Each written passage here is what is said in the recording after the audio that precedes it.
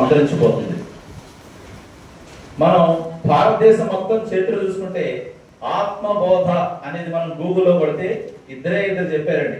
మొట్టమొదటి ఆదిశంకరాచార్యులు, తర్వాత కాలంలో పోతూరు వీరబ్రహ్మేంద్ర స్వామి. మీరు గూగుల్లో కొట్టి చూడండి.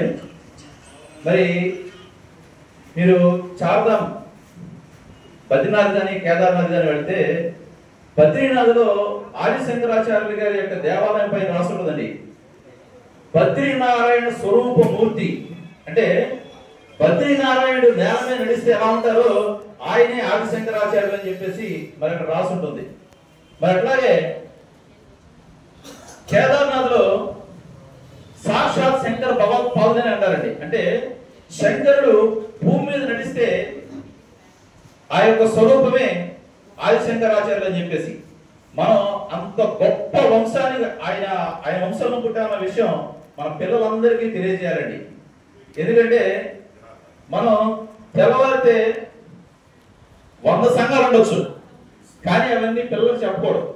మనం చాలా గొప్ప వంశంలో పుట్టాన. ఈ రోజు ఒకప్పుడు భారతదేశంలో మన హిందూ సమాజం మొత్తం శైవులుగా, వైష్ణవులుగా, శాక్తేయులుగా, కానాపత్యులుగా, ఇంకా కుమారస్వామి ఆరాధించే వాళ్ళు ఇలాగా 6 రకాలుగా విడిపోయి ఒకరికొకరు కొట్టు తెచ్చేవారండి. అలాంటి సందర్భంలో అద్వైతాన్ని తీసుకొచ్చి ఆయన భారతదేశం మొత్తం అతి చిన్న వయసులో ఆత్మబోధన చేసి ప్రతి ఒక్కరి మనిషిలో ఉన్నటువంటి ఆత్మ ఒకటే అని చెప్పేసి ఆయన చెప్పినటువంటి ఆదిశంకరాచార్యులు వారసులు అన్న విషయాన్ని మన పిల్లలకు తెలియజేయాలి. అట్లాగే మనం ప్రతిరోజు మనం పోతూరు వీరబ్రహ్మేంద్ర స్వామి గురించి చెప్తే ముందుగా మనకు గుర్తుకొచ్చేది కాలజ్ఞానం. ఆ కాలజ్ఞానంతో పాటు ఆత్మబోధ అనేది కూడా మనం ప్రతి ఒక్కరు కూడా మరి పండితుల ద్వారా తెలుసుకొని మన పిల్లలకి తెలియజేయాలి. ఇక భగవద్గీత, మన భారతదేశ అస్తిత్వం అంటే భగవద్గీతనండి. మరి ఆ భగవద్గీతలో మనకి శ్రీకృష్ణ పరమాత్ముడు సాక్షాత్తు విశ్వకర్మ పరమాత్మ అవతారం కాబట్టి విశ్వరూప సందర్శనం చేశాడన్న విషయాన్ని మనం తెలుసుకోవాలి.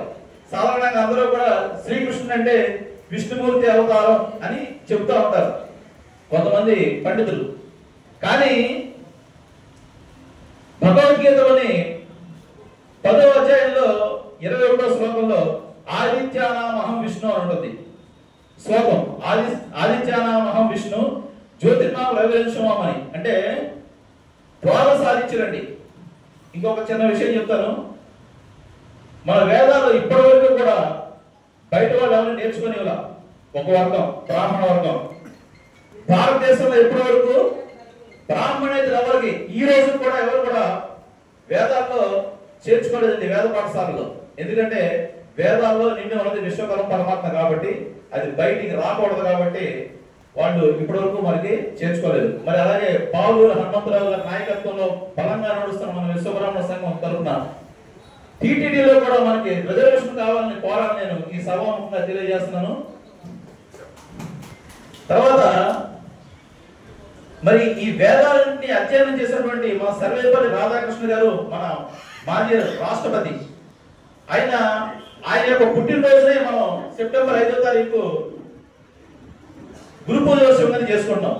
ఆయన్ని చాలా దేశ వాళ్ళని పిలిచి వాళ్ళ సంస్థల్లో పెద్ద పెద్ద ఆక్స్ఫర్డ్ లాంటి యూనివర్సిటీలో ఆయన్ని కొన్నాళ్ళను సంవత్సరం పట్టినా సరే మీరు ఛాన్సలర్ గా చేయమని చెప్పేసి కోరడం జరిగింది. మరి విశ్వగురువుగా కీర్తించబడ్డ వ్యక్తి సర్వేపల్లి రాధాకృష్ణ గారు మన వేదాలన్నింటినీ అధ్యయనం చేసి ఇండియన్ ఫిలాసఫీ అనే పుస్తకాన్ని రాశారండి. వరల్డ్ లో ఫిలాసఫీ బుక్ లో నెంబర్ 1 పుస్తకం అదేనండి.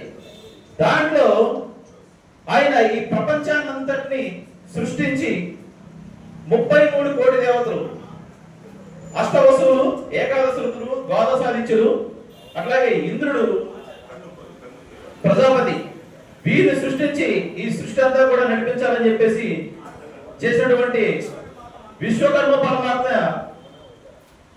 సుప్రీంతో కాడ్ అని చెప్పేసి దాంట్లో చెప్పడం జరిగింది. అలాగే భగవద్గీతలో ఆదిత్యానామహం విష్ణు అంటే ద్వాదశాదిత్యుల్లో ఒకటైనటువంటి విష్ణుమూర్తి నేను అన్నాడు. అలాగే రుద్రాణం శంకరాస్మి అని చెప్పేసి ఆయన అదే విభూతి యోగంలో రుద్రంలో ఏకాదశి రుద్రంలో శంకరుని కూడా అంటే దీన్ని బట్టి మనం గురు బ్రహ్మ గురు విష్ణు గురుదేవో మహేశ్వర గురు సాక్షాత్ పరబ్రహ్మ తస్మై శ్రీ గురవే నమః.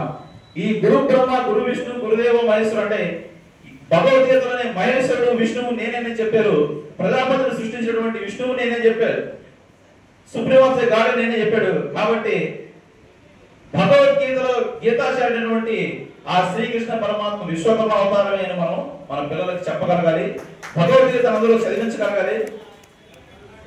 మరి సమయం కాలాతీతం అవుతున్నందువల్ల ఇక్కడ ఈ సమయాన్ని ముగిస్తూ నమో విశ్వకర్మణి.